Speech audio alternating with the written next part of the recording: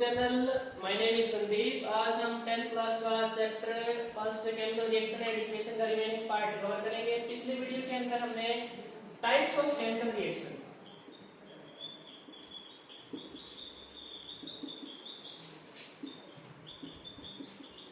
यानी रासायनिक अभिक्रिया के जो प्रकार हैं उनको स्टडी किया है। आज हम देखते हैं कोरोजन, संक्षारण। ये क्या है? किसी भी मेटल की सरफेस का एनवायरनमेंट का जो इफेक्ट है, पर्यावरण का जो प्रभाव है, उसकी वजह से कमजोर होना कहलाता है कोरोजन। अब एनवायरनमेंट के अंदर क्या है? एनवायरनमेंट के अंदर क्या है? एसिडिक गैसेस हैं, जैसे SO2 है, NO2 है, SO3, और दूसरा ऑक्सीजन। ऑक्सीजन जो एनवायरनमेंट के अंदर प्रेजेंट है वो भी मेटल की सरफेस को ब्रेक करके उसकी सरफेस पे ऑक्साइड की लेयर बना देती है। अब जो कोरोजन है, कोरोजन के अंदर रस्टिंग ऑफ आयरन यानी लोहे को जो जंग लगना है, इसका एक स्पेशल केस है। तो वो कैसे होता है? रस्टिंग के अंदर पहले पता होना चाहिए होगा क्या, इसमें क्या है, ब्राउन कलर, एक भूरे रंग की जो परत है वो आयरन की सरफेस के ऊपर जमा हो जाएगी और उसको हम बोलेंगे रस्ट यानी जंग। और ये जो प्रोसेस है इसका नाम है रस्टिंग। तो इसके अंदर क्या होता है, जैसे आयरन हम ले, प्लस में वाटर मॉलिक्यूल जो मॉइस्चर है, प्लस में ऑक्सीजन, इन तीन चीजों की जब प्रेजेंस होगी तभी रस्टिंग की प्रोसेस होगी। यहां पर हमारा रहेगा फेरिक ऑक्साइड और X जो है वो है नंबर ऑफ वाटर मॉलिक्यूल,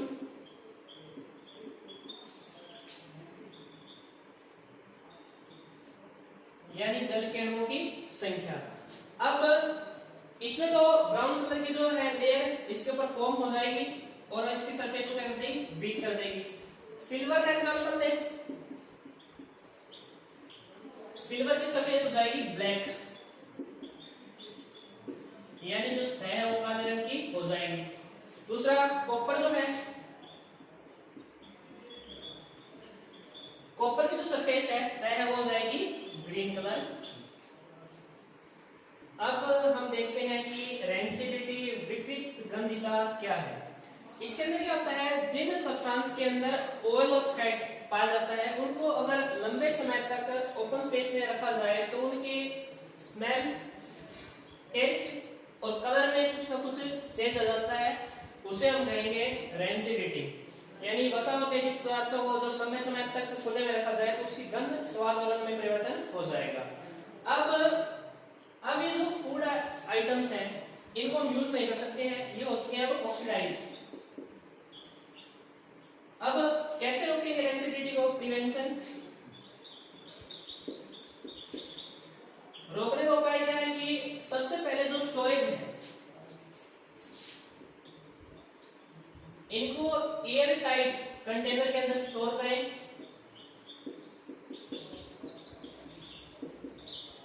हवाबंद डिब्बे के अंदर इसका भंडारण हमें करना होगा। दूसरा एंटीऑक्सीडेंट,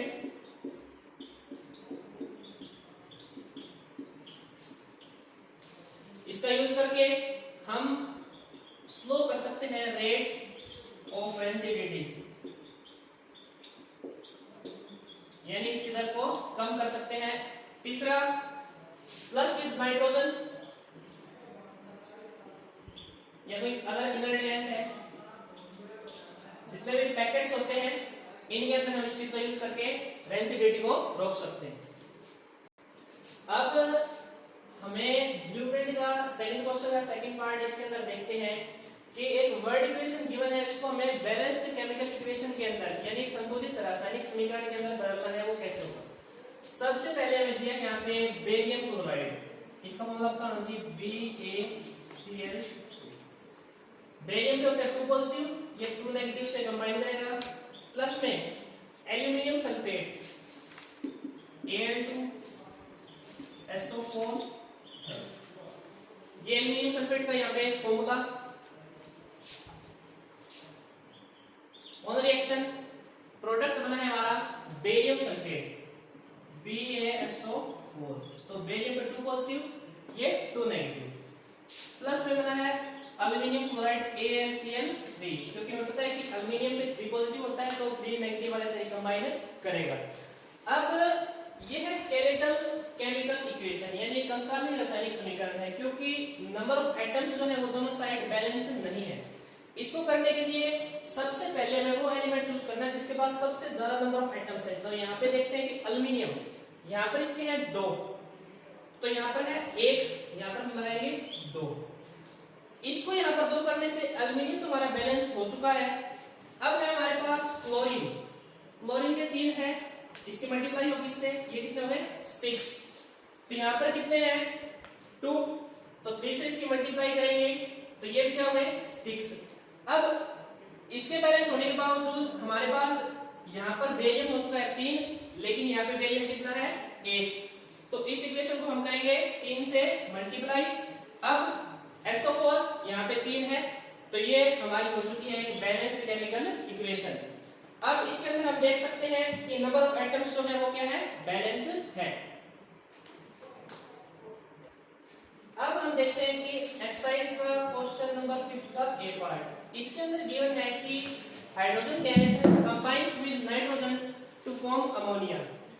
तो इसके लिए क्या है, हाइड्रोजन गैस हम लेते हैं H2 गैसेस फॉर्म के अंदर, प्लस किसके साथ कंबाइन किया इसने, नाइट्रोजन के साथ N2 गैसेस फॉर्म के अंदर। ऑन रिएक्शन प्रोडक्ट क्या बना है हमारा, अमोनिया। अमोनिया का जनरल फॉर्मूला हमें पता होना चाहिए, क्या होता है NH3। अब ये जो है वो एक स्केलेटल केमिकल इक्वेशन अपने पास आ चुकी है।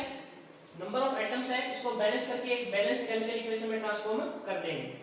तो यहाँ पर देखते हैं कि नाइट्रोजन जो है वो 1 है, लेकिन यहाँ पे कितने हैं 2, तो सबसे पहले हम यहाँ पे 2 का यूज करेंगे। अब नाइट्रोजन इस साइड 2 है, इस साइड 2 हो चुके हैं। अब हाइड्रोजन जो है 3 into 2 कितना हो गया 6, लेकिन यहाँ पे कितना है ओनली 2। अब इस इक्वेशन को 3 से मल्टीप्लाई करने पर क्या मिलेगी हमें, एक बैलेंस्ड केमिकल इक्वेशन। हम एक्सरसाइज का क्वेश्चन नंबर 7 का ए पार्ट देखते हैं। इसके अंदर भी ये पूछा गया है कि एक बैलेंस्ड केमिकल इक्वेशन हमें एक वर्ड इक्वेशन से लिखनी है, सब समीकरण से। तो इसके अंदर गिवन है कैल्शियम हाइड्रोक्साइड, इसने रिएक्ट किया है कार्बन डाइऑक्साइड के साथ, प्रोडक्ट हमारे पास है कैल्शियम कार्बोनेट और वाटर। तो देखते हैं calcium hydroxide CaOH2, calcium 2 positive charge, OH पे ओनली नेगेटिव चार्ज, तो यहाँ पे क्या आएगा 2। प्लस में हमारे पास है carbon dioxide gas CO2, on reaction product बना है calcium carbonate CaCO3 plus water. अब हमें देखना है कि ये रिएक्शन बैलेंस्ड है या नहीं। तो देखते हैं कि कैल्शियम यहाँ पर 1 है, इस साइड भी 1 है, OH 2, ऑक्सीजन यहाँ पे अकेला 2 है और 2 ये 4, 3 यहाँ पर है, 1 यहाँ पर है, ऑक्सीजन हो गए 4। हाइड्रोजन 2 है, हाइड्रोजन भी हमारे पास 2 है। तो ये क्या है, एक बैलेंस्ड केमिकल इक्वेशन, एक संतुलित रासायनिक समीकरण। सेकंड पार्ट अगर देखें तो इसके अंदर गिवन है हमारे पास जिंक प्लस में silver nitrate, on reaction zinc nitrate plus silver. तो जिंक Zn प्लस में सिल्वर नाइट्रेट AgNO3, NO3 पे नेगेटिव चार्ज होता है, H पे पॉजिटिव। ऑन रिएक्शन क्या बनेगा, zinc nitrate ZnNO3 2 plus silver Ag। अब इसको देखना है कि ये बैलेंस है या नहीं। जिंक इस साइड 1 है, इस साइड भी 1 है, नाइट्रेट पूरा NO3 यहाँ पे 2 है, तो यहाँ पर क्या है ये 1 है, तो हमें 2 लगाना पड़ेगा। अब इसके 2 होते ही यहाँ पर जो अपना सिल्वर है वो कितना होता है 2, तो इसको भी क्या करना पड़ेगा 2। तो अब हम देख सकते हैं कि ये रिएक्शन क्या है, बैलेंस्ड केमिकल रिएक्शन।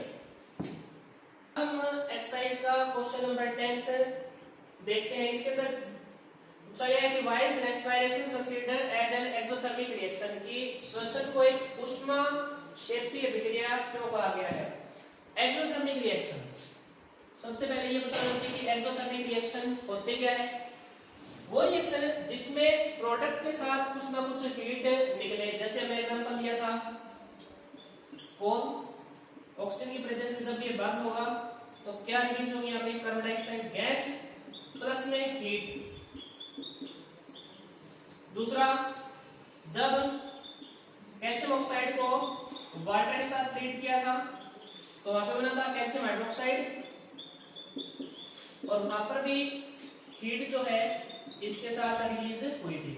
तो ये ऐसी रिएक्शंस जिसमें प्रोडक्ट के साथ हीट निकले उन्हें एक्सोथर्मिक रिएक्शन यानी ऊष्मा क्षेपीय विक्रिया कहते हैं। अब हमसे पूछा गया है कि रेस्पिरेशन को हम एक्सोथर्मिक क्यों कहेंगे।